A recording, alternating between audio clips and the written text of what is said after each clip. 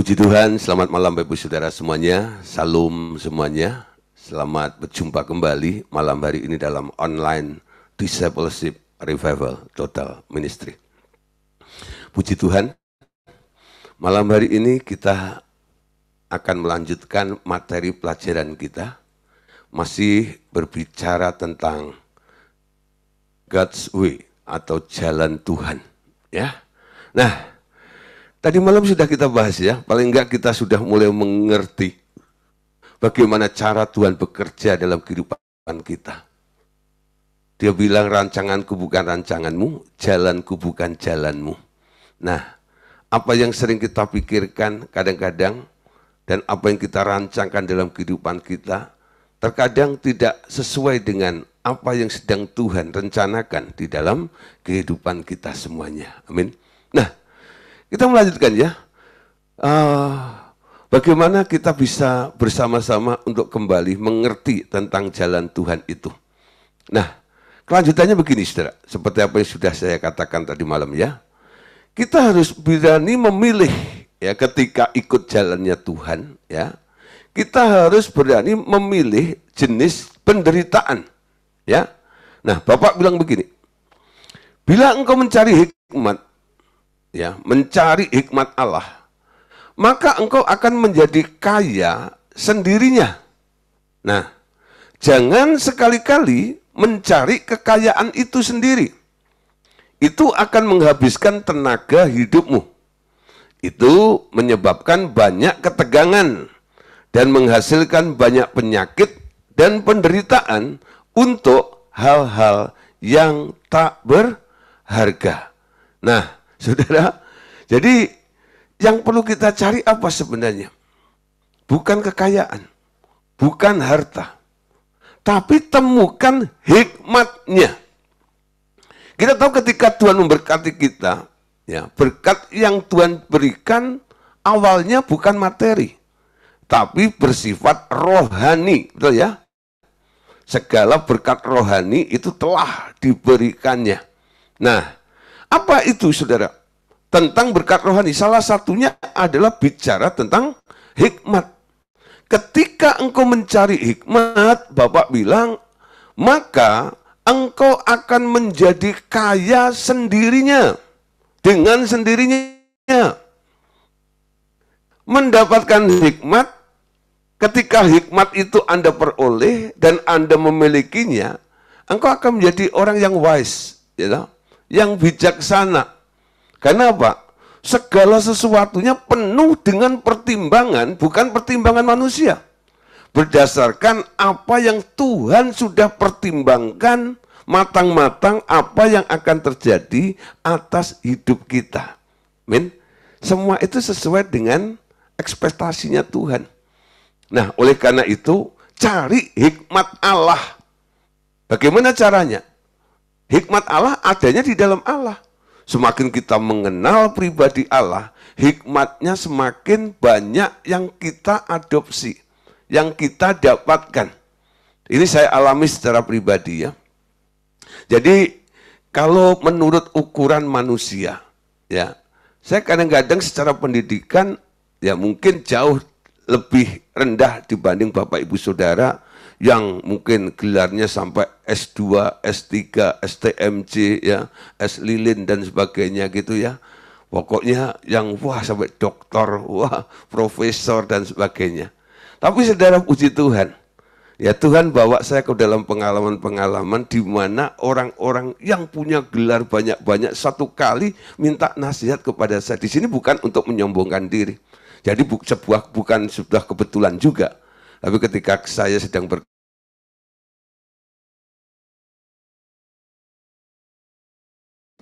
berkhotbah di sebuah company atau perusahaan, minta untuk saya datang ke ruangannya, lalu dia minta nasihat pada saya.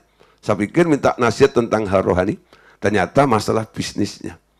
Tapi di luar dugaan saya bisa menjawab, saya bisa menjelaskan, saya bisa memberikan arahan, sampai orang yang disebut orang pinter itu, dia bilang begini, kok Pak, saya nggak pernah berpikir seperti itu.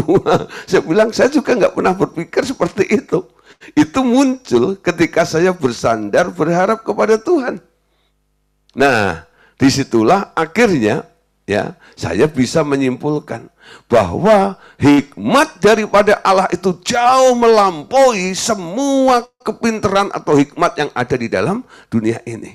Gak heran kalau Bapak bilang, bila engkau mencari hikmat Allah, maka engkau akan menjadi kaya dengan sendirinya. Jangan salah, fokus. Apa yang sedang Anda cari? Nah, ketika engkau mencari kekayaan, ya, engkau akan menghabiskan tenaga, energi dalam hidupmu. Nah, karena Anda menguras tenaga, mungkin uangnya Anda dapat. Tapi saudara, tenaga yang Anda buang, ya, effortnya itu membuat Anda kadang-kadang juga harus mengalami hal-hal yang buruk dalam tubuh fisik Anda. Ya, ada orang ketika belum kaya sehatnya luar biasa. Tapi ketika sudah kaya, tiap hari masuk rumah sakit. Lalu dia bangga bilang begini, untung saya sudah kaya. Coba kalau belum kaya, kalau saya belum kaya masuk rumah sakit bayarnya pakai apa? Ya.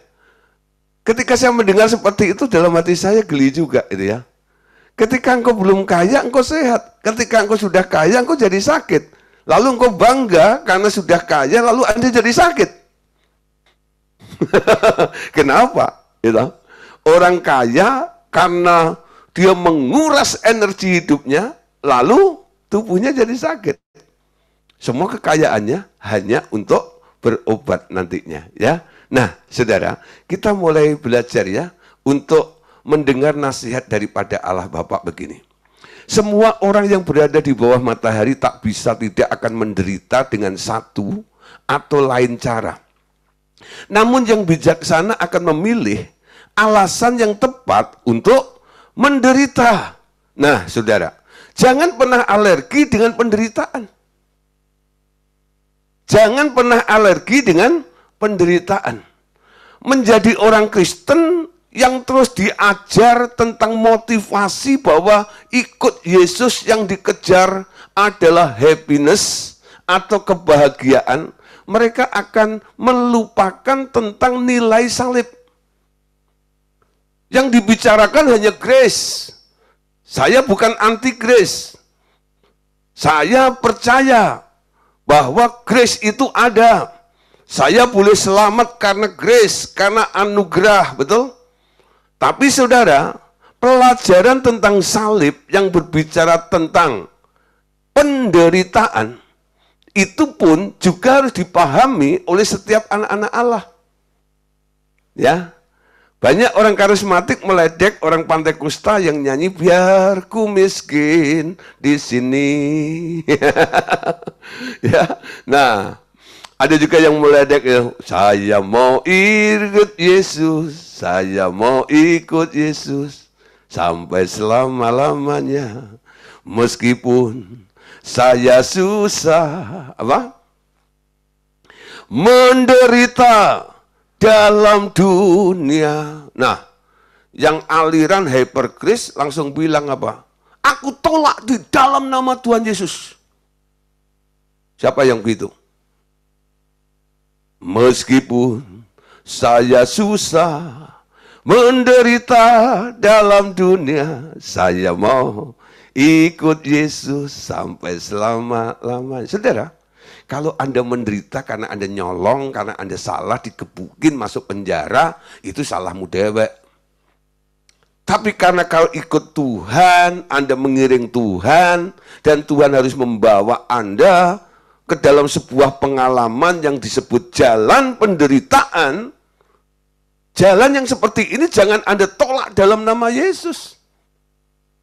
Nah, kita harus tahu ya, kita bisa memilah jenis-jenis penderitaan apa yang boleh kita terima dengan iman. Nah, mereka yang mau menderita bagi hal-hal yang kekal, kalau menderita karena mengumpulkan uang, itu adalah hal paling sia-sia. Namun bila menderita di bawah kehendak Allah, itu adalah hal yang amat mulia. Amin. Nah, Saudara, di sini mau karena Anda ikut Tuhan lalu Anda menderita, mau nggak? Pasti nggak mau ya. Tapi kalau Tuhan menghendaki, Anda harus mengalami penderitaan itu, apakah Anda tolak? Nah, saudara, jadi sekarang harus pinter-pinter memilah penderitaan mana yang perlu kita terima dan mana yang harus kita tolak. Amin.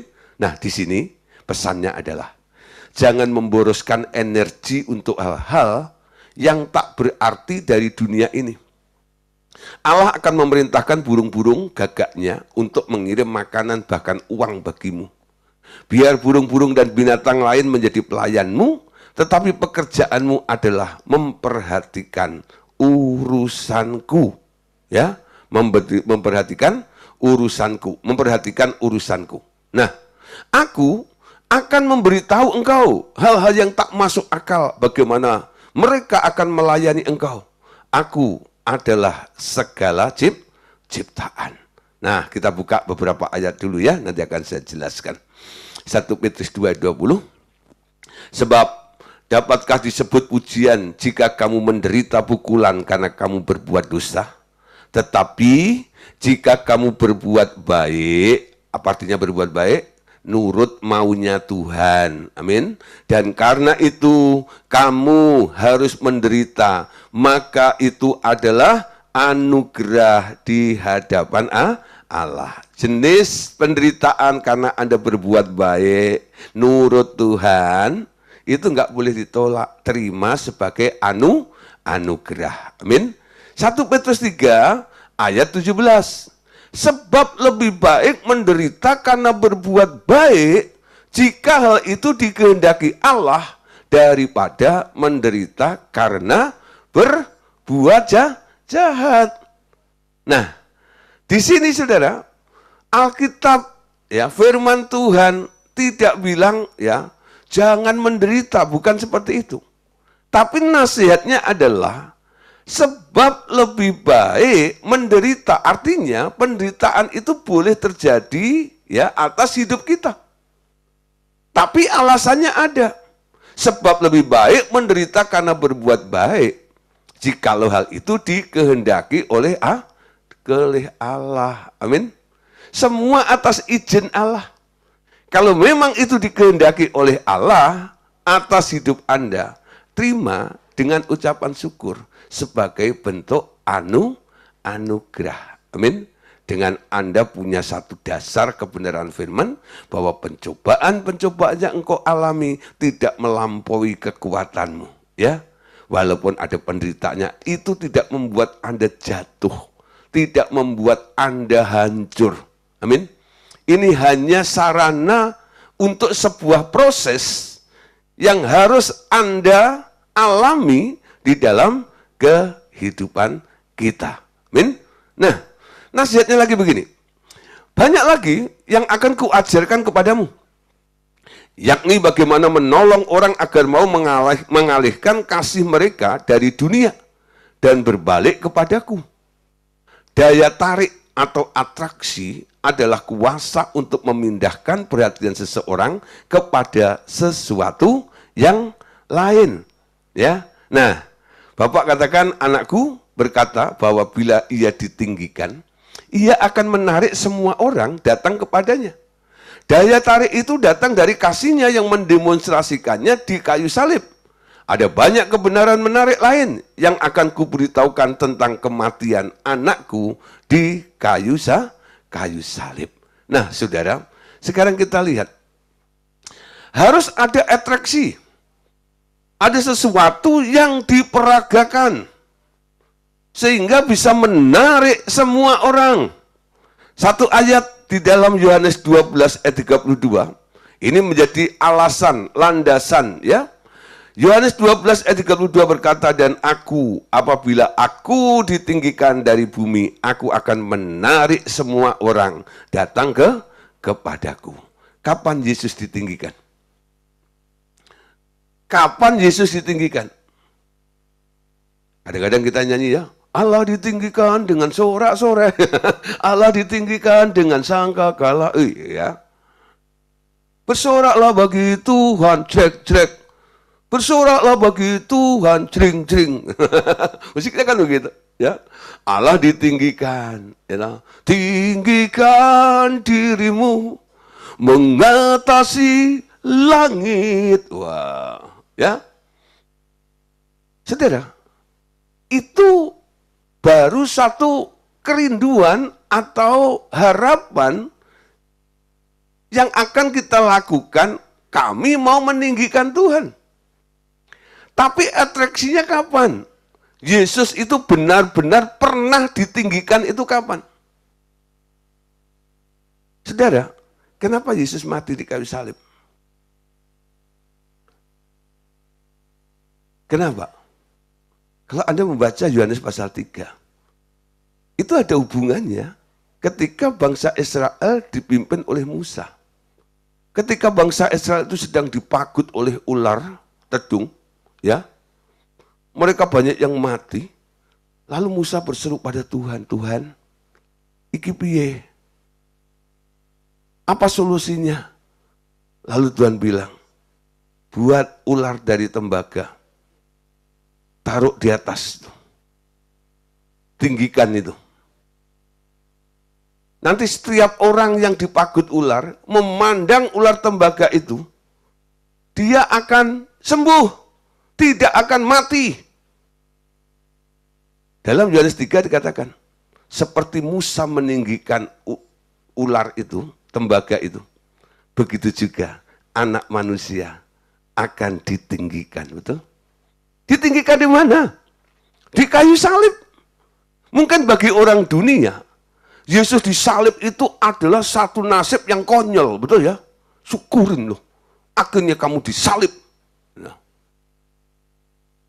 Karena salib itu adalah hukuman, kematian bagi orang-orang jahat.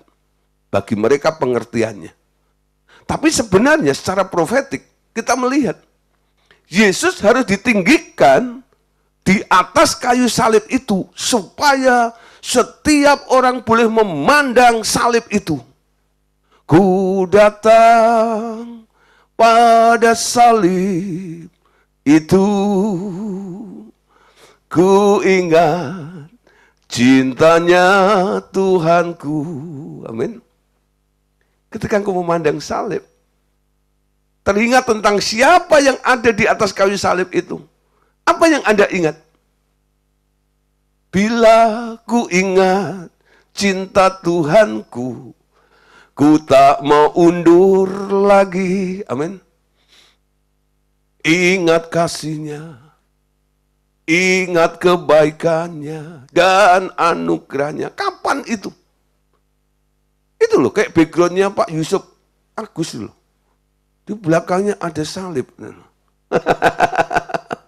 Yang disalib itu adalah Yesus. Amin. Kenapa Yesus disalib? Karena dia harus ditinggikan. Itu bentuk atraksinya. Amin. Saya bilang seperti deklarasinya. Nih, aku tebus engkau. Supaya semua orang memperhatikan. Betul? Siapa pernah nonton akrobat? Dulu waktu saya kecil, dulu, itu di kampung saya itu sering kedatangan akrobat yang masih amatir gitu ya. Wah, jalan di atas tali gitu ya. Terus apa dan sebagainya, segala macam. Pokoknya dia melakukan sesuatu yang orang lain nggak pernah lakukan. Yang nggak bisa lakukan. Sehingga itu menarik perhatian. Ya, kita yang menonton sambil was-was ketar-ketir ya. Tapi kita juga mulai berpikir, bisa nggak ya? Bisa nggak ya? Bisa nggak ya? Jadi ketika Yesus melakukan atraksinya di atas kayu salib, dia kerjakan semua itu supaya setiap mata boleh memandang, boleh melihat.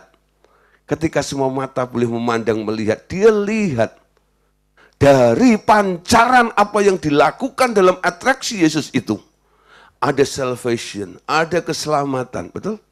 Ada healing, ada kesembuhan, ada miracle, ada mujizat yang terjadi. Ada victory, ada kemenangan yang terjadi juga. Pandang salib itu. Pandang salib itu. Saudara, gereja terbesar ya di Korea, dulu dipimpin oleh Paulus yang Gijo. Kalau Anda pergi ke sana, itu mimbarnya saudara, ada salib besar warna merah. Itu hampir ratusan ribu audiens itu saudara ya. Itu difokuskan, dipusatkan kepada satu tiang salib ya, yang warna merah itu. Supaya apa? Mereka fokus ke itu. Untuk apa? Memandang. Pandang salib itu. Amin. Bicara salib, bicara penderitaan. Amin. Nah, nanti di buku 6 kita akan belajar tentang 2 buah salib. Ada salibnya Tuhan dan ada salib kita. Amin. Salibnya Tuhan sudah selesai. Salib kita sekarang yang harus kita pikul.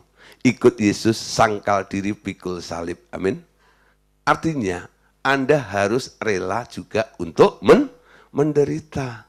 Karena penderitaan itu adalah salah satu jalan Tuhan. Amin.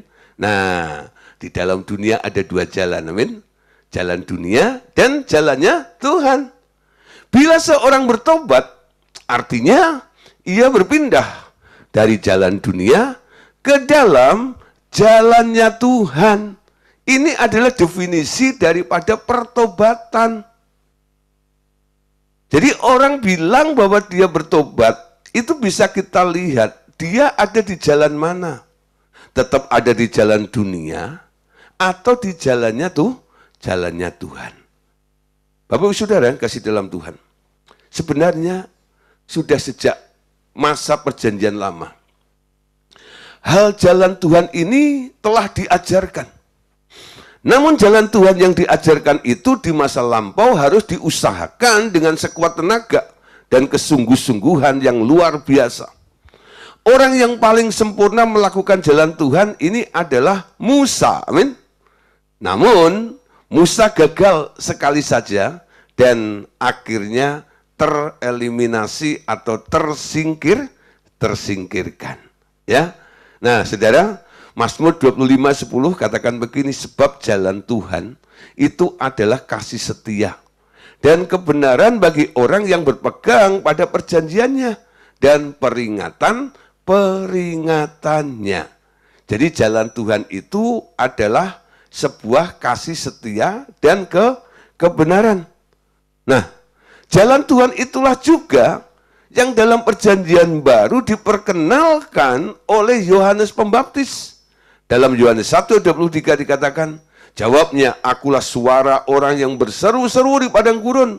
Luruskanlah jalan Tuhan, seperti yang telah dikatakan oleh Nabi Yesaya. Nah, siapa yang dimaksud tentang jalan Tuhan itu? Yohanes Pembaptis, ya, memang diutus oleh Allah untuk mendahului, untuk mempersiapkan jalan bagi Tuhan. Dia meratakan jalan, ya, dia menimbun jalan, dia meluruskan jalan itu. Supaya apa?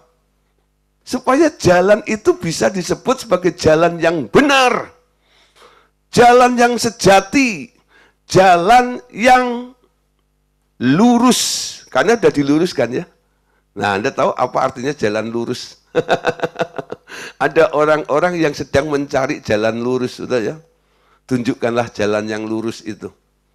Jadi kalau Anda mendengar ada orang sedang mencari, minta ditunjukkan jalan yang lurus, sekarang Anda harus bisa menjawab mereka. Bro, ya kamu tadi saya dengar minta ditunjukkan jalan yang lurus. Boleh enggak? Saya kasih tahu. Aku tahu loh, dan aku kenal loh, dan aku sudah ikut loh kepada jalan yang lurus itu. Kamu mau tahu nggak siapakah jalan lurus itu? Yang disebut Sirotol Mustaqim itu apa? Ya, Yesus berkata, akulah jalan, akulah kebenaran, dan akulah hidup. Tidak ada seorang pun sampai ke Bapa kalau tidak lewat aku. Amin. Nah, Anda menemukan jalan. Jalan Tuhan. Saudara, iblis mencoba untuk memakai manusia-manusia dengan filosofinya. Untuk apa? membelokkan jalan Tuhan itu. Jalan yang sudah dipersiapkan oleh Yohanes, ditimbun, ya, diratakan, diluruskan itu, sekarang dicoba untuk dibelokkan supaya mereka yang masuk ke dalam jalan itu nantinya akan tersesat. Kenapa? Nggak lurus lagi. Kisah 9 ayat 1 dan 2. Ya. Sementara itu, hati Saulus masih berkobar-kobar untuk mengancam, membunuh murid-murid Tuhan. Ia menghadap imam besar dan meminta surat kuasa untuk dibawa kepada rumah ibadat Yahudi di Damsyik, supaya jika ia menemukan laki-laki atau perempuan yang mengikuti jalan Tuhan, ia dapat menangkap mereka dan membawa mereka ke Yerusalem. Banyak upaya yang dilakukan oleh beberapa orang supaya apa? Orang nggak datang ke dalam jalan itu. Kalau mereka sudah ada di dalam jalan itu, kalau perlu mereka dikeluarkan dari jalan itu. Kisah 13 ayat yang ke-10. Ya. Dan berkata, "Hei anak iblis, engkau penuh dengan berbagai tipu muslihat dan kejahatan. Engkau musuh segala kebenaran.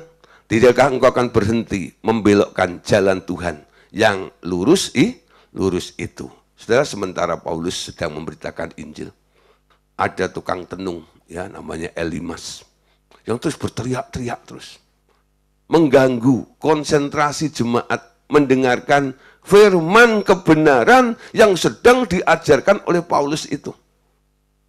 Awalnya dibiarin aja, tapi lama-lama ini kok ini udah ngelunjak nih. Ya, akhirnya saudara, Paulus berkata, "Hei anak iblis, engkau penuh dengan berbagai tipu muslihat dan kejahatan, engkau musuh dari segala kebenaran. Tidakkah engkau berhenti membelokkan jalan Tuhan yang lurus itu?" Jadi banyak upaya.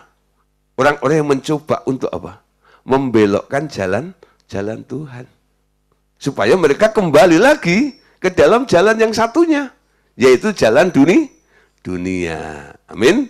Nah, Bapak Saudara, ya, tentang jalan Tuhan, Bapak berkata begini, namun jalan Tuhan ini harus melalui sebuah kematian. Sekali lagi ya, untuk menemukan, mendapatkan, masuk dalam jalan Tuhan ini harus melalui kematian. Is dead.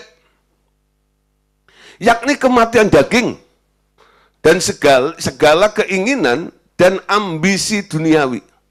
Segala masalah yang diakibatkan oleh kedagingan manusia telah diselesaikan oleh Yesus di kayu salib.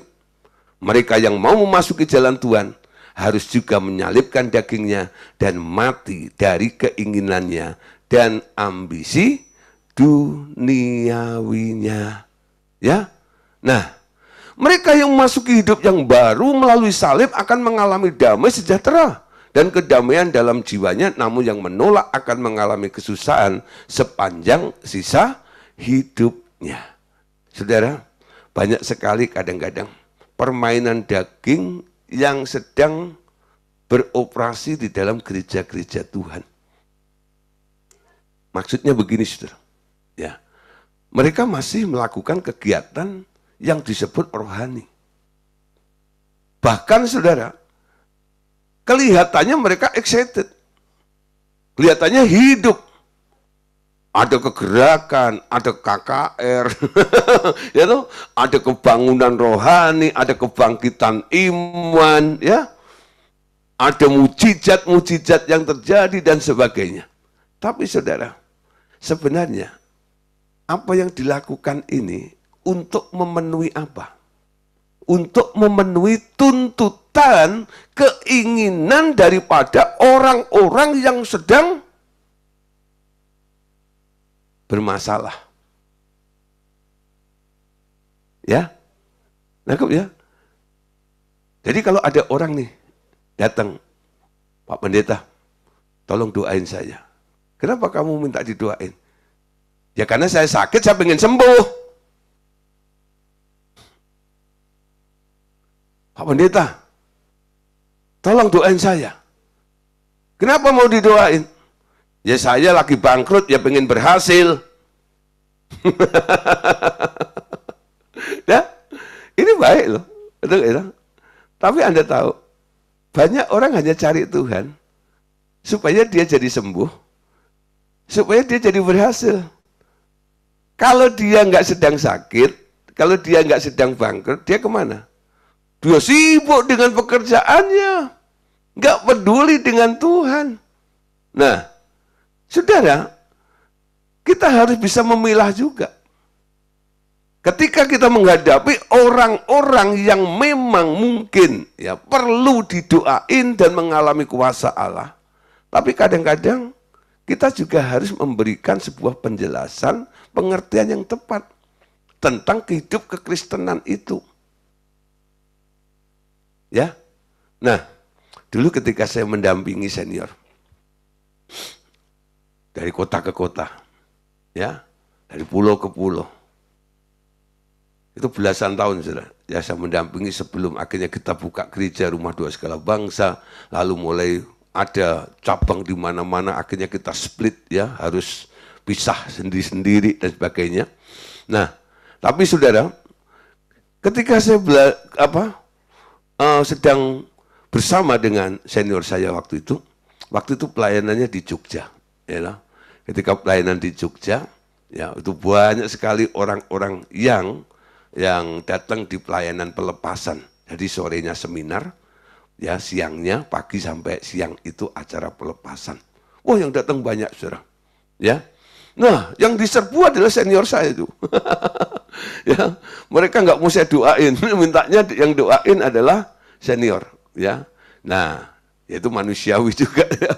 Nah akhirnya, saudara, saya hanya membantu ya kalau ada yang membutuhkan ya. Mesti dikasih tisu apa dan sebagainya, ya saya ikut bantulah pelayanan itu. Nah ketika saya dampingi beliau, ketika ada seseorang datang ya dengan masalahnya yang begitu banyak, sudah bilang, Pak tolong doain saya ya, kepala saya ini gini. Oh ya, apalagi oh leher saya Pak, oh ya, oh dada saya Pak, oh perut saya Pak, oh kaki, itu dari ujung kepala sampai telapak kaki, sudah masalah semuanya. Belum masalah dompetnya, belum masalah suaminya, belum masalah keluarganya. Kayaknya full dengan masalah. Nah, ketika mendengar orang yang minta didoain dengan berbagai macam masalah itu, senior saya itu bilang begini, ya, pakai bahasa Jawa, ya, nanti minta diterjemahin ya sama Mbah Google, ya. Nah, gini ya bahasanya, ya. Nah, merene, ya. merene. Dipikir sini. Nah, semakin mendekat orang itu, ya. Harapannya apa? Oh, mau ditumpangi tangan, mau didoain ya. Tapi ketika dekat seperti itu, senior saya bilang begini, Rene. Tak pateni. Oh. Rene. Tak pateni kowe. Kaget dia, Pak. Kok aku mau dipateni? Kok aku mau dibunuh? Mau dibunuh, saudara. Saya sendiri waktu dengar, ya toh, senior saya ngomong begitu, saya juga sempat shock, kaget. Loh. Ini pelayanan apa? Orang minta didoain kok malah mau dibunuh. Kok malah mau dipateni itu. Ini apa dong? Ya loh. Tapi sebelum orang itu shock ya dengan jawabannya itu, senior saya menjelaskan. Sini. Tak bunuh, tak pateni. Apa ini pateni? Semua bentuk keinginanmu. Semua bentuk ambisimu. Keinginannya apa? Tentang sembuh, tentang ini dan itu dan sebagainya. Lalu senior saya bilang begini, Bu, Ibu percaya Tuhan Yesus bisa menyembuhkan Ibu? Bisa. Percaya? Ya, percaya. Oke, jangan khawatir ya. Kalau orang khawatir, dia masih pengen. Kalau orang itu percaya, dia yakin, dia sudah disembuhkan. Amin. Nangkep, saudara? Jadi dasarnya seperti ini. Ketika engkau percaya apa yang dikerjakan oleh Tuhan Yesus, bahwa engkau sudah disembuhkan, engkau sudah ditolong, artinya Anda nggak butuh pertolongan lagi, bukan? Nah, sekarang supaya imanmu itu bulat, semua yang mengganggu yang namanya kebimbangan, keraguan, itu dipotong semuanya. Dipateni itu tadi tuh. Segala bentuk keinginan itu. Bu, gak usah pengen sembuh. Kan ibu sudah sembuh. Gak usah pengen pulih. Kan ibu sudah pulih. Amin. Nangkep saudara. Tipu muslihat iblis itu ada di sini ini loh. Siapa di sini yang sudah disembuhkan oleh Tuhan? Angkat tangan. Nah, kalau Anda sudah disembuhkan, masih pengen sembuh. Itu keblinger namanya. Itu salah mikir, betul?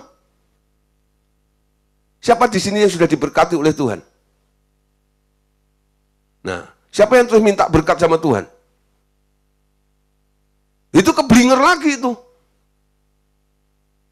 Betul nggak?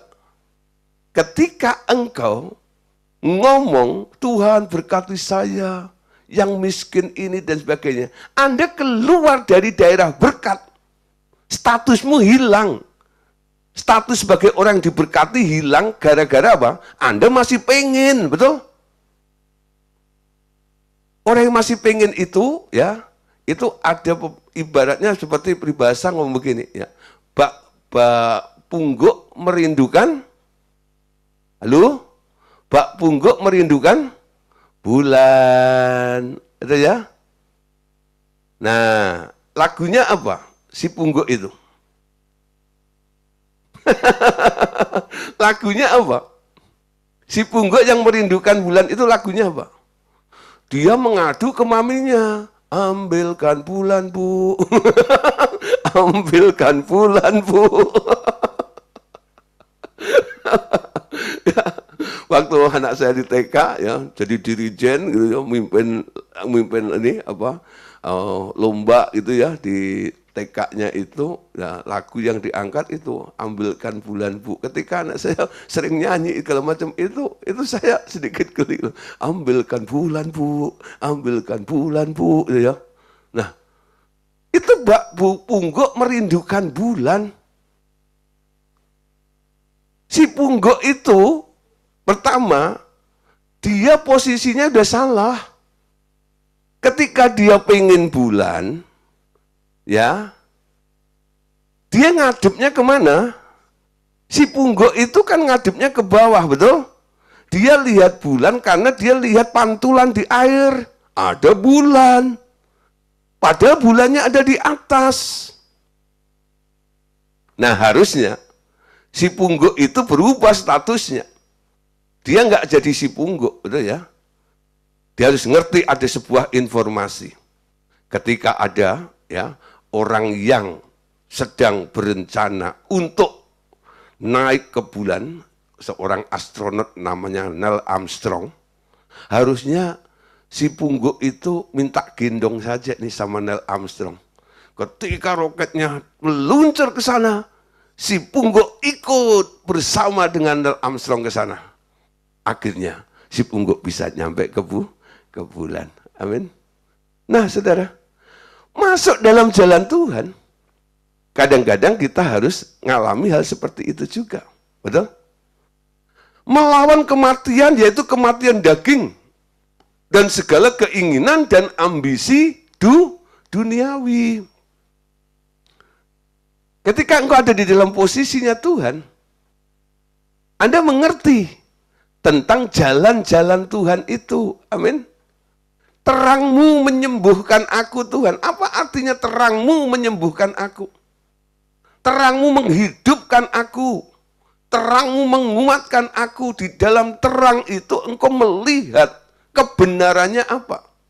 Kebenarannya sakit sudah disembuhkan. Kebenarannya utang sudah dibayar. Amin. Loh, yang punya utang langsung amin. Amin. Ya. Nah, sudah. Orang Sunda bilang atos. Orang Batak bilang nunga. Orang Jawa bilang sampun. Wes. Nah, sudah. Ya, sudah. Ya. Nah, Anda tinggal mengakui apa yang sudah Tuhan kerjakan dalam kehidupan kita. Amin. Nah, perhatikan di sini.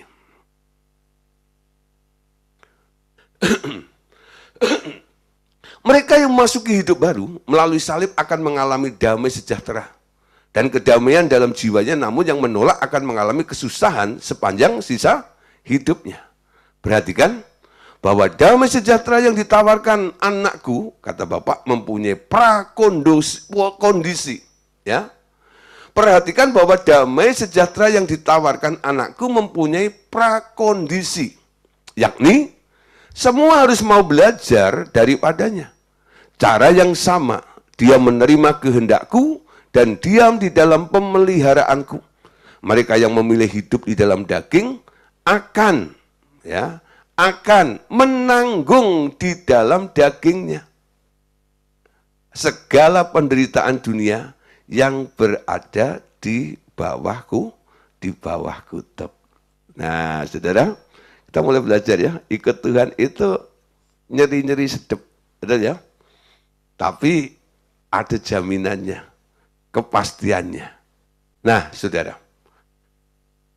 ikut Yesus itu, saudara, bukan sekedar Anda mau jadi orang top, orang populer, orang hebat. Semua orang pasti punya cita-cita jadi orang hebat, betul ya? Tapi setelah Anda mengenal Tuhan Yesus, mau ikut Tuhan, semua cita-cita, ambisi Anda menjadi orang hebat itu harus dibuang semuanya. Diubah menjadi satu. Ikut Yesus, menjadi orang yang taat. Amin. Bukan orang hebat. Nah, apa yang dilakukan oleh orang-orang yang selalu menginginkan kehebatan, popularitas, dan sebagainya? Mereka bukan mendekat, ya, tapi mereka malah mengorbit. Ya, mendekat itulah kuncinya, bukan mengorbit. Nah, ternyata Tuhan sendiri adalah jalan yang tak melalui dia tak akan mencapai tujuan, yakni kembali kepada Bapa. Karena terbukti tak seorang dapat memenuhi seluruh kehendak Allah. Akhirnya ia menyediakan dirinya sendiri sebagai jalan. Itu sebabnya ia ingin menarik semua orang mendekat kepadanya. Yohanes 14:6. Kata Yesus kepadanya, akulah jalan dan kebenaran dan hidup. Tidak ada seorang pun yang datang kepada Bapa kalau tidak melalui aku. Amin. Nah, Anda harus ketemu dengan jalannya. Anda harus ada di dalam jalan itu. Yesus yang adalah jalan, dia mengundang semua orang. Matius 11 ayat 28. Marilah kepadaku, semua yang letih, lesu, dan berbeban berat. Aku akan memberi kelegaan kepadamu. Amin. Diundang untuk datang kepada Yesus. Nah, tahun undangan ini banyak orang yang mulai merespon. Sehingga banyak orang menjadi percaya kepada Tuhan. Dan menerima dia sebagai Tuhan. Dan juru selamat pribadi mereka. Dan memanggil Tuhan memasuki hati mereka. Tapi, kemudian di dalam prakteknya mereka tidak mendekat lebih lanjut. Melainkan mengorbit. Dengan melakukan banyak aktivitas bagi Tuhan. Mengira bahwa itu menyenangkan hatinya. Padahal ia ingin setiap orang datang mendekat kepadanya agar ia dapat merombak cara berpikir mereka menjadi pikiran Kristus. Jalan mengikut dia harus didahului dengan mendengarkan kehendak dan pikiran dia. Amin. Saudara, ajakan Tuhan Yesus atau ajakan Sang Juru Selamat itu ternyata direspon oleh banyak orang. Marilah kepadaku semua yang letih, lesu, dan beban berat. Orang-orang berbeban berat, banyak masalahnya, datang diberi kelegaan oleh Tuhan. melihat keajaiban, kedahsyatan Tuhan, mereka akhirnya dengan iman menerima Yesus sebagai Tuhan dan Juru Selamat dalam kehidupannya. Tapi setelah menerima Yesus, apa yang dilakukan? Bukan nempel, bukan mendekat kepada Yesus, tapi justru mengorbit. Apa artinya mengorbit? Ketika seseorang baru percaya, nah, mereka mulai mengira kalau aku banyak melakukan kegiatan ini dan itu, mereka berpikir itu menyukakan Tuhan. Belum tentu, saudara. Segala sesuatu harus dari Dia, oleh Dia kepada Dia. Bagi Dialah kemuliaan sampai selama-lamanya. Supaya apa yang Anda lakukan itu benar-benar programnya Dia, proyeknya Dia. Anda harus dengar instruksinya. Anda harus dengar arahannya. Kapan Anda boleh dengar arahannya? Ketika Anda dekat. Dekat dengan Tuhan itu harus menjadi bagian yang diupayakan dalam kehidupan kita. Dekat padamu, itu rinduku. Amin. Kalau sudah dekat, sendengkan telingamu. Pasang telinga. Dengarkan apa yang diperintahkan. Ketika Tuhan memerintahkan sesuatu, lakukan itu. Ada dua tipe orang ya, Marta dan Maria. Ketika Yesus datang, mereka menerima Yesus masuk dalam rumahnya. Tapi dua orang ini cara merespon Tuhan Yesus di dalam rumah itu berbeda. Maria nempel terus lengket kayak perangko dekat kakinya Yesus. Sambil dengar Yesus ngomong. Sementara ya Marta dengan ide gagasannya dia mencoba untuk menyenangkan Tuhan dengan menjamu Tuhan. Apa yang bisa aku lakukan untuk Tuhan? Aku mau bikin pisang goreng madu. Gitu. Aku mau bikin asinan. Aku mau bikin bika ambon.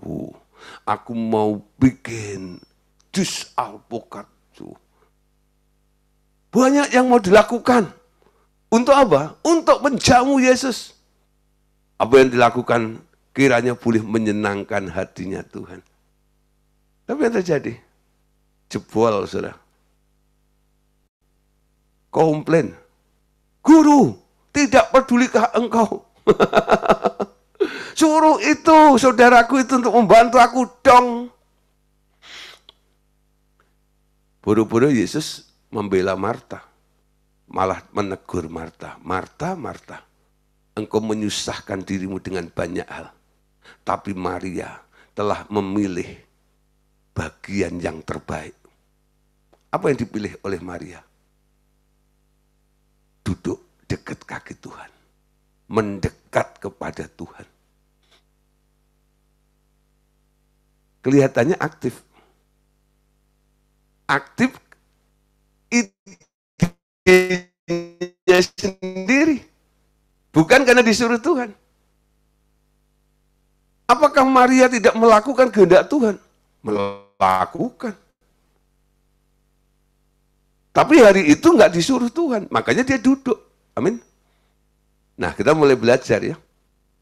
Jangan Anda kira kalau Anda penuh dengan kegiatan dari Senin, Selasa, Rabu, Kamis, Jumat, Sabtu, dari pagi sampai petang, bahkan sampai tengah malam, kelihatannya Anda mati-matian berjuang untuk Tuhan. Anda kira itu menyenangkan Tuhan? Belum tentu. Cara menyenangkan Tuhan itu polanya sama seperti Yesus menyenangkan Bapaknya. Makananku adalah melakukan kehendak Bapa. Amin. Dan menyelesaikannya. Pastikan apa yang sedang engkau kerjakan itu adalah perintahnya Bapa. Kalau Anda ditanya, kenapa engkau lakukan ini? Jawaban Anda sama seperti Yesus. Aku melakukan ini karena Bapakku yang menyuruh. Aduh, Ini idenya Bapak, bukan ide saya. Nah, mulai belajar, nangkep dulu. Program proyeknya Bapak itu seperti apa. Coba lihat Lukas 10, ayat 41-42. Tetapi Tuhan menjawabnya, Marta, Marta, engkau khawatir dan menyusahkan diri dengan banyak hal. Tetapi hanya satu saja yang perlu. Maria telah memilih bagian terbaik yang tidak akan diambil dari dia. Yang perlu itu enggak banyak. Hanya satu saja yang perlu. Dan itu yang perlu Anda pilih. Apa? Duduk dekat Tuhan. Yesaya 48, 16-19. Mendekatlah kepadaku, dengarlah ini. Dari dahulu tidak pernah aku berkata dan sembunyi, dengan sembunyi, dan pada waktu hal itu terjadi, aku ada di situ. Dan sekarang Tuhan Allah mengutus aku dengan rohnya. Beginilah firman Tuhan penebusmu yang maha kudus Allah Israel. Akulah Tuhan Allahmu yang mengajar engkau tentang apa yang memberi faidah, yang menuntun engkau di jalan yang harus kau tempuh. Syaratnya apa? Dekat padamu, mendekat kepada Tuhan. Dia nggak pernah bersembunyi, dia ada di situ. Amin. Nah, akulah Tuhan Allahmu yang mengajar engkau. Amin. Ketika engkau dekat dengan Tuhan, Tuhan akan ngajarin banyak hal. Ayat 18. Sekiranya engkau memperhatikan perintah-perintahku, maka damai sejahteramu akan seperti sungai yang tidak pernah kering. Dan kebahagiaanmu akan terus berlimpah seperti gelombang-gelombang laut yang tidak pernah berhenti. Maka keturunanmu akan seperti pasir, dan anak cucumu seperti kersik banyaknya. Nama mereka tidak akan dilenyapkan atau ditiadakan dari hadapanku. Amin. Nah, jadi masuk dalam jalan Tuhan itu harus melalui apa? Kematian tadi. Amin. Kematian ambisi, kematian keinginan. Kematian ambisi, kematian keinginan. Orang yang melayani dengan ambisi, ujung-ujungnya capek sendiri. Ya, orang yang melayani dengan keinginannya sendiri, ujung-ujungnya bosan-bosan sendiri. Tapi kalau Anda melakukannya karena diperintah oleh Tuhan, itu beda sekali. Dia selalu ada bersama, dan Anda akan melihat, telah kulihat kebaikanmu yang tak pernah habis di hidupku. Selalu ada saja apa yang Tuhan perbuat dalam kehidupan kita. Amin. Nah, bicara kematian, itu identik dengan salib. Nah, salib itu sesuatu yang misteri, saudara ya. Nah, Bapak katakan begini, kita tahu bahwa kematian yang paling merendahkan martabat seseorang adalah mati dia gantung di atas pohon. Hal ini sudah diketahui semua orang sejak awal adanya masyarakat. Tak seorang mau mati digantung. Bahkan orang paling berani sekalipun memohon agar kepalanya dipotong atau mati di ujung tombak saja, tetapi jangan digantung. Nah, orang Jepang, saudara, memilih harakiri, ya, daripada digantung di pohon. Tetapi justru itu cara mati yang dipilih untuk kematian Yesus dalam rangka kematian mentaati perintah yang kejam dari Bapaknya.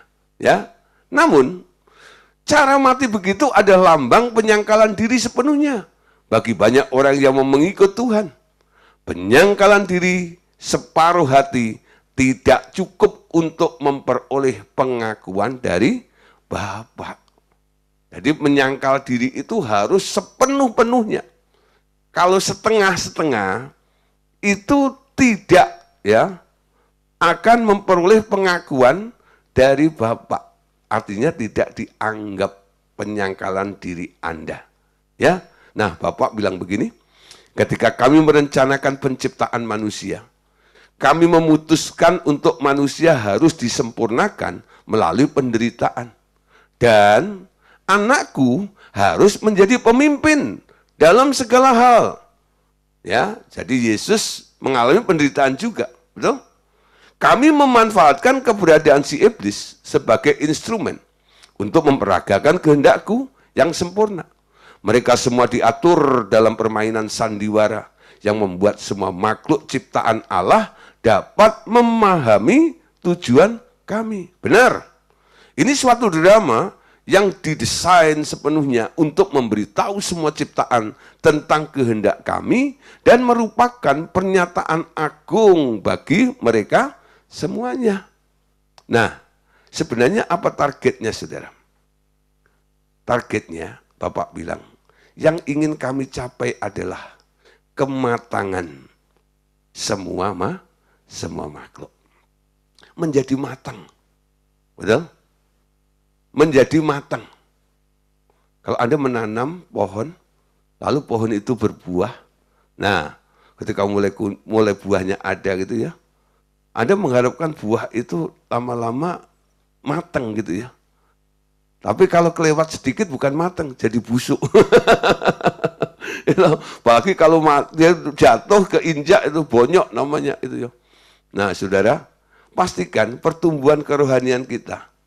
Anda matang di dalam Tuhan, mature ya, jadi dewasa di dalam Tuhan. Sebuah berita yang dimainkan di atas bumi. Setelah semua usia ini akan menjadi bahan khotbah di antara semua makhluk roh dalam banyak tahun berikutnya. Tepat seperti yang dialami orang Israel dalam perjalanan dari Mesir ke Kanaan, menjadi bahan pelajaran generasi demi generasi sekarang. Saudara, dulu ketika saya banyak mengalami proses dari Tuhan, masuk ke dalam penderitaan salib itu, banyak yang Tuhan mulai pretelin dalam kehidupan saya. Rasanya kok begini ya, nggak enak dan sebagainya. Tetapi setelah melewati proses itu, hari ini saudara, saya bisa cerita banyak kepada anak-anak muda. Kami bisa cerita banyak kepada orang-orang yang masih ada di dalam proses itu. Tentang arah daripada apa yang sedang Tuhan kerjakan itu dalam mereka.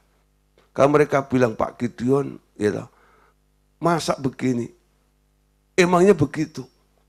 Saya bilang, saya ngomong bukan tanpa dasar. Tuhan melakukan itu juga dalam hidup saya.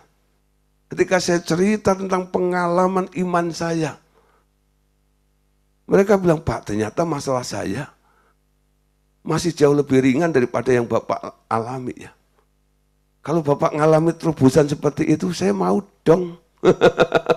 Saya mau dong. Nah, saya ikut Yesus sebagai pemimpin iman saya. Yesus disempurnakan melalui jalan penderitaan. Ketika kita berani menerimanya, jalan kebenaran, jalan Tuhan, yaitu penderitaan kematian itu. Saya percaya saudara, apa yang dialami oleh Yesus, juga Anda akan alami dalam hidup Anda. Blessing-nya juga sama yang terjadi dalam hidup kita. Amin. Semua akan menjadi sebuah pelajaran. Amin. Roma 15:4. Sebab segala sesuatu yang ditulis dahulu telah ditulis untuk menjadi pelajaran bagi kita. Supaya kita teguh berpegang pada pengharapan oleh ketekunan dan penghiburan dari kitab suci. Ada beberapa murid saya bilang ini, Pak Gideon, tulis buku dong, gitu, tentang perjalanan iman, gitu ya. Kenapa mereka minta untuk saya menulis buku tentang perjalanan iman? Karena mereka menjadi saksi hidup. Mereka yang kenal saya sejak saya masuk Jakarta 93. Ya, nah mereka tahu jatuh bangunnya dan sebagainya, akhirnya sampai di titik ini. Mereka bisa melihat, ya, Tuhan yang setia seperti apa. Dia melihat ada orang yang bertahan dalam kepercayaan seperti itu. Nah, mereka saya bilang, Pak, ini kalau diceritakan jadi buku nanti saya bisa kirim ke Semarang, ke Bu Cindra. Supaya dikirim di grupnya sana, dia grupnya banyak itu orang. Saya bilang, waduh ya, saya nggak pandai bikin buku ya. Kalau kamu mau merangkum biografi saya, ya silakan. Nanti saya tinggal ACC bikin prakatanya aja. Nah, mungkin tahu apa yang saya alami dengan Tuhan seperti bagaimana. Ya, nah saudara, ternyata begini saudara, manusia sudah sedemikian kedagingannya, sehingga tak mampu mengerti maksud kami, kata Bapak, yang panjang dalam membangun kerajaan Allah. Mereka bermata dekat yang hanya berfokus, hidup daging mereka yang hanya sementara saja. Yang dilihat itu hanya hal-hal yang lahiriah. Betul ya? Nah, juga di dalam alam roh, hal yang sama terjadi, mereka hanya hidup menurut keinginan mereka sendiri. Di sini dibutuhkan pengajar-pengajar untuk memberitahu maksud kami kepada mereka. Saudara, kenapa kadang-kadang saya harus bikin acara namanya seminar hamba-hamba Tuhan dan sebagainya? Itu bukan tren. Karena ada banyak hal yang harus saya sampaikan kepada mereka. Karena mereka adalah para leaders. Ya. Terakhir, tinggal saya pakai ngambil tema sempurna seperti Bapak. 2 sesi mereka saya kumpulkan, lalu saya khotbahin tentang itu. Nah, dari pagi sampai sore. Ya. Ngerti atau nggak ngerti ya nggak tahu. Tapi ya harus ada. Ya. Mereka yang mulai tertarik dan mulai pengen lebih tahu lagi, ya puji Tuhan, silahkan terus. Ya. Kenapa? Ini yang harus diberitahukan kepada mereka. Dibutuhkan para pengajar-pengajar untuk memberitahu maksud hati Bapak ini kepada mereka. Yang sudah bicara berkat banyak, betul ya? Tapi kalau bicara tentang prinsip-prinsip kerajaan seperti ini, jarang, saudara. Kenapa? Ketika Anda bicara tentang prinsip kerajaan seperti ini, nggak banyak yang undang Anda. Ini nggak membawa Anda jadi populer, saudara. Orang mulai menjauh dengan Anda. Tapi siapa yang harus memberitakan? Ada orang-orang yang rela. Ya, tujuannya bukan mengorbit, cari popularitas. Amin. Nah, saudara, jadi dibutuhkan orang-orang yang rela untuk memberitakan pada mereka. Amin. Nah, kami menetapkan manusialah yang akan mengajar mereka. Sekarang dapat kau mengerti bahwa tujuan kami memperoleh murid-murid yang matang bukan hanya untuk kehidupan di dunia ini saja, tetapi juga untuk masa yang akan datang yang kekal. Akan banyak pekerjaan yang menantikan hamba-hambaku yang patuh kepadaku di masa yang akan datang. Ketekunan di dalam hidup yang pendek di dunia ini berharga berlipat ganda untuk mencapai tujuan yang kekal. Aku melatih hamba-hambaku di dunia, bukan hanya untuk hidup sementara, tapi untuk masa kekal yang akan datang. Jadi latihan yang diberikan oleh Allah itu untuk kehidupanmu nanti. Amin. Nah, kematian Tuhan Yesus atau kematian anakku, kata Bapak di kayu salib, bukan hanya untuk menyelamatkan manusia dari neraka, tetapi menjadi contoh, amin, dari ketaatan sempurna kepadaku bagi tujuan kekal. Jadi kalau kita mau melihat orang yang taat, Anda lihat siapa? Lihat Yesus. Betul? Taat sampai naik ke kayu salib, mati di salib. Efesus 3, 9-11. Ya, Efesus 3, 9-11. Kepadaku, yang paling hina di antara orang-orang kudus, telah diberikan anugerah ini untuk memberitakan kepada orang-orang bukan Yahudi kekayaan Kristus yang tidak terduga itu, dan untuk membuat semua orang melihat rencana rahasia yang telah berabad-abad tersembunyi dalam Allah yang menciptakan segala sesuatu, supaya sekarang melalui jemaat diberitahukan berbagai ragam hikmat Allah kepada pemerintah-pemerintah dan penguasa-penguasa di surga, sesuai dengan maksud abadi yang telah dilaksanakannya dalam Kristus Yesus Tuhan kita. Nah, diberitahukan. Siapa yang memberitahukan? Gereja Tuhan. Nah, ada banyak sekali kepentingan di atas kayu salib itu. Ada sisi lain dari penyaliban anakku itu. Yakni banyak perkara terselesaikan di kayu salib itu. Pertama, tentang pendamaian bagi semua makhluk telah terjadi di sana, agar mereka dapat kembali di dalam kasihku. Semua kesalahan telah dibayar sepenuhnya di sana. Selain penebusan bagi semua makhluk, itu juga telah membuka kesempatan bagiku untuk melakukan penciptaan ulang bagi segala sesuatu. Nah, di sini darah penebusan itu juga yang memerdekakanku sendiri dari keadaan beku sebagai Allah yang maha kasih. Tetapi tak dapat menunjukkan kasihku dengan bebas karena pemberontakan umat ciptaanku. Proses pembersihan ini kerajaanku telah dilakukan sangat lama sekali agar mencapai kepenuhan waktu bagi semua makhluk di bumi. Sekarang, bahwa pengetahuan manusia telah berkembang sedemikian maju, tiba saatnya untuk melakukan restorasi. Perhatikan apa yang terjadi di dunia. Nah, sekarang kita lihat ya keadaan dunia. Terjadi pengulangan. Pengulangan lagi seperti zaman Nuh.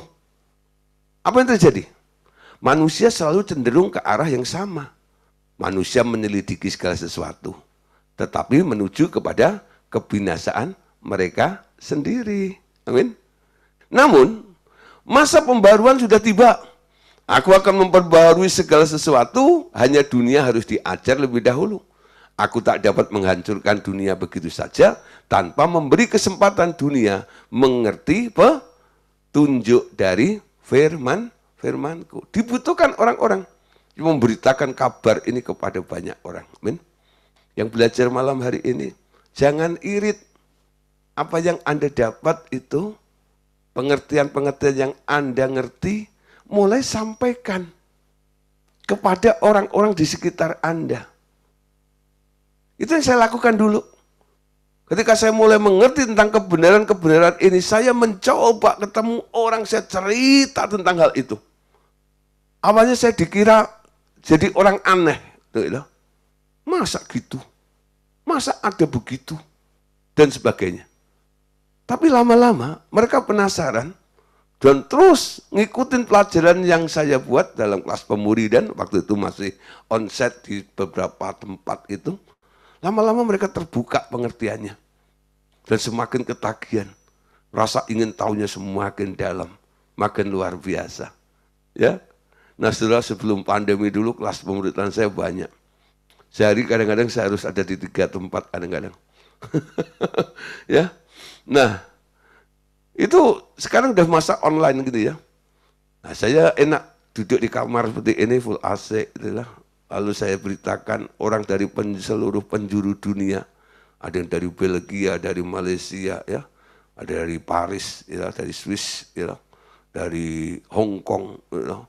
Enggak kelewatan juga yang dari Ngantru, Trenggalek, lu bisa denger lu. Ya. Nah, ini yang saya lakukan sudah. Efesus 1, ayat 9 sampai 10.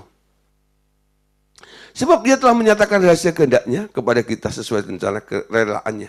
Yaitu rencana kerelaan yang dari semula telah ditetapkannya dalam Kristus sebagai persiapan kegenapan waktu untuk mempersatukan, ya, di dalam Kristus sebagai kepala segala sesuatu, baik yang di surga maupun yang di bumi.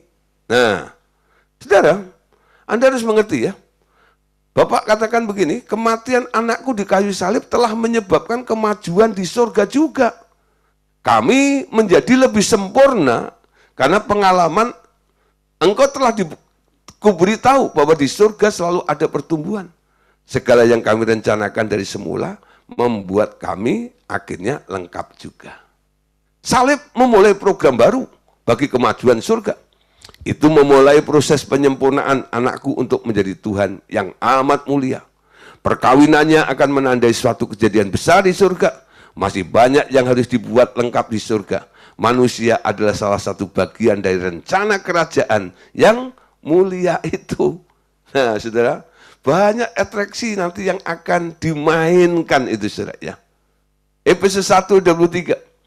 Jemaat yang adalah tubuhnya yaitu kepenuhannya dia yang memenuhi semua dan segala sesuatu.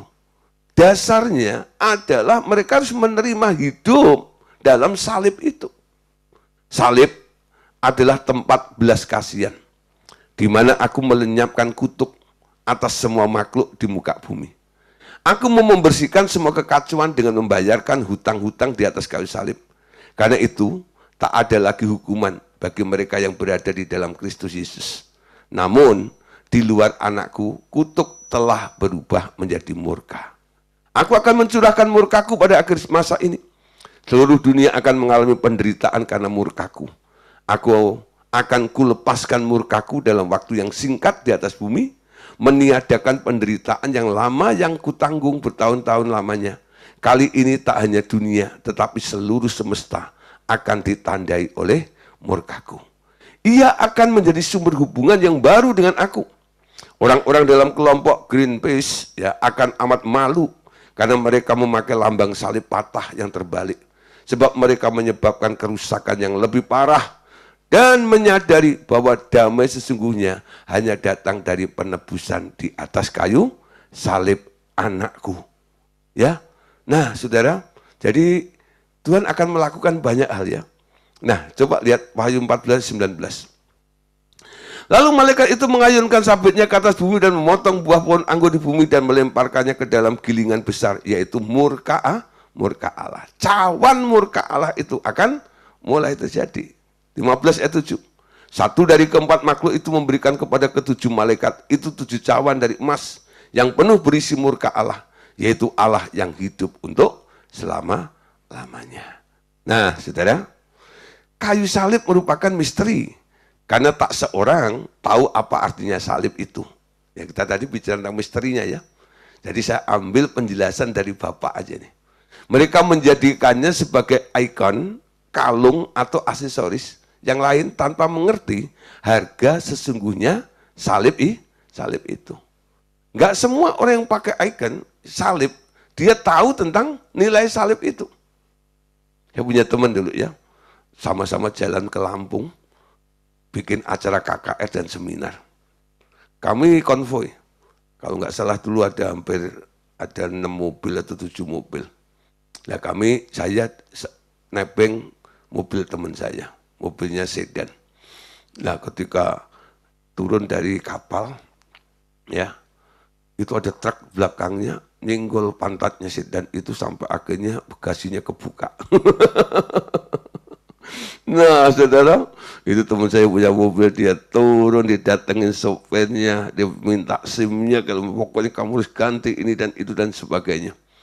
Nah, teman saya lagi, yang satu, yang teman baiknya, yang punya mobil, dia bilang begini, ketika ada di mobil jalan, ya, dia bilang sama yang punya mobil, percuma loh.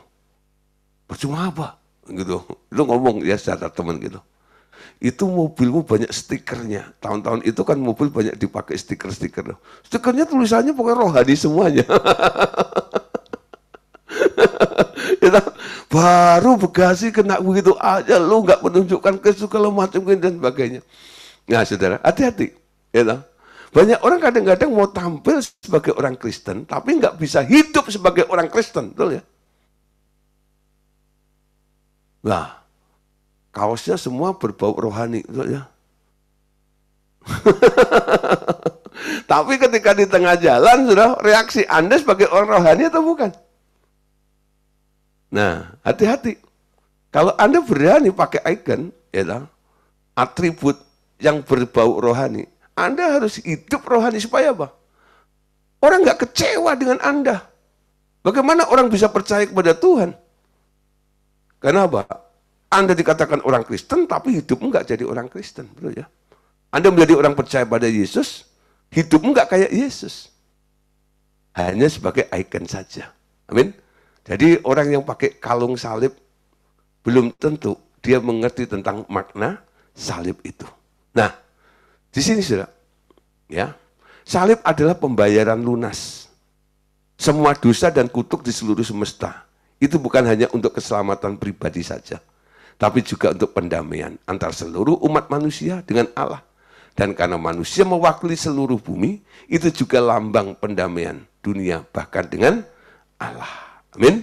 Nah, saudara, kita tutup dengan satu pengajaran ya, tentang pengajaran iman dan kuasa salib. Manusia meminta pertolongan dan berkat-berkat bagi hidup mereka, meminta bantuan surga atau kesembuhan bagi sakit penyakit mereka. Mereka menerima sedikit sekali karena mereka tak mau menyeberang. Menyeberang apa? Perbatasan dari hidup duniawi mereka ke daerah seberang salib. Ya.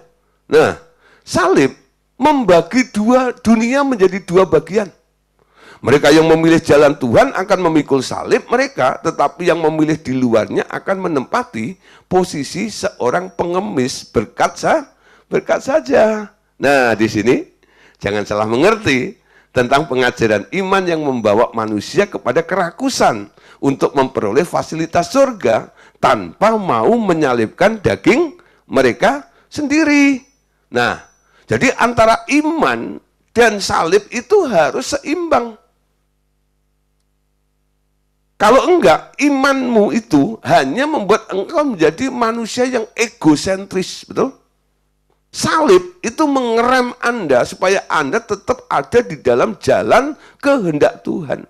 Amin.